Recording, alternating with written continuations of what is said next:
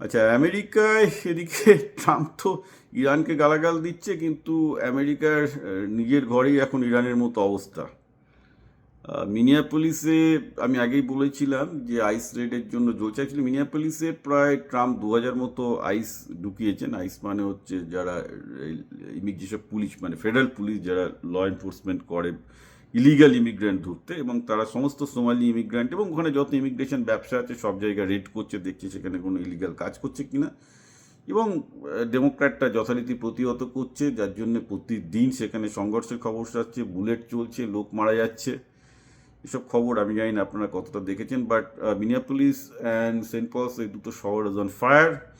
Governor প্রেসিডেন্টের এগেনস্টে বিবৃতি দিচ্ছে যে আমাদের ওপর ইনভেশন হচ্ছে, অর্থাৎ শুধু ভেনেজুয়েলা বা ইরান বলছে না যে আমাকে ট্রাম্প ইনভেট করছে। ইভেন উইদিন ইউনাইটেড স্টেটসের মধ্যেও কিন্তু মিনিয়াপলিসের সরকার বলছে যে ফেডারেল গভর্নমেন্ট আমাদের ওপর ইনভেশন করেছে। ইউজ দ্য ওয়ার্ড ইনভেশন, অর্থাৎ আমাদের ওপর আক্রমণ নেমে আসছে।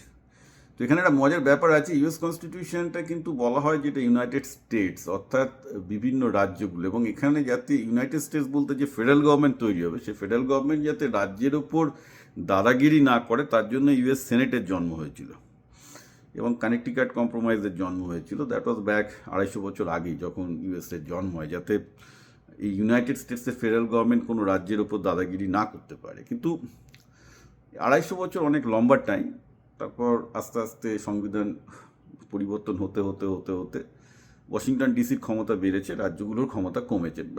ভারতেও একই ব্যাপার। ভারতের সংবিধান যখন তৈরি হয়, that was also United states. It's a Bharat is a Republic, সমস্ত স্টেটগুলোকে মিলিয়ে হয়েছে, রাইট?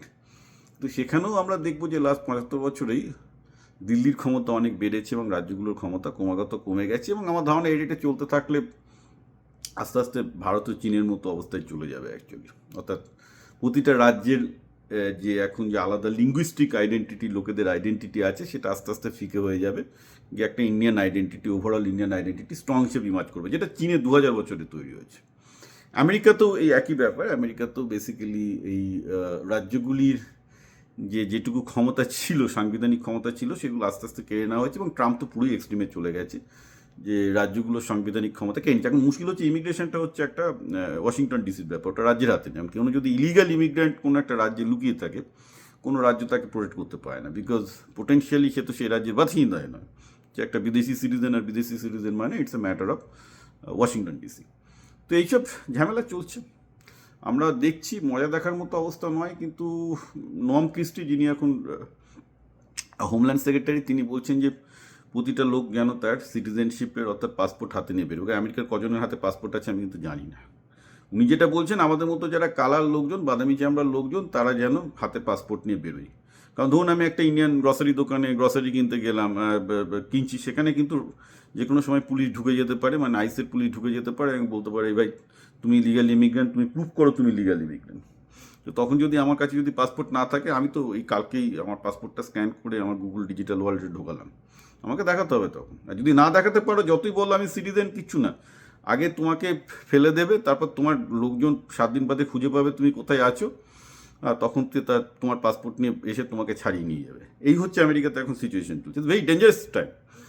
এটা একদম মানে নাসি জার্মানির মতো অবস্থায় চলে যাচ্ছে আস্তে আস্তে দেশটা। এবং এগেন ক্ষমতার খেলা, ক্ষমতা যদি বলে যে এইভাবে করলে ক্ষমতা সিদ্ধ হয়, যে তুমি অন্য একটা জাতির ওপর বিদ্বেষ বাড়িয়ে তুমি ক্ষমতা সিদ্ধ হয়, তাহলে তাই করবে। আমি ইতিহাস পড়েছি এক সময়, এখনও ইতিহাস পড়ি, এবং পড়লে এক সময় ভাবতাম যে এগুলো হয়তো অতীতের জিনিস, কিন্তু নিজের চোখের সামনে যে ইতিহাস দেখে যাবো সেটা কখনো ভাবতে পারিনি।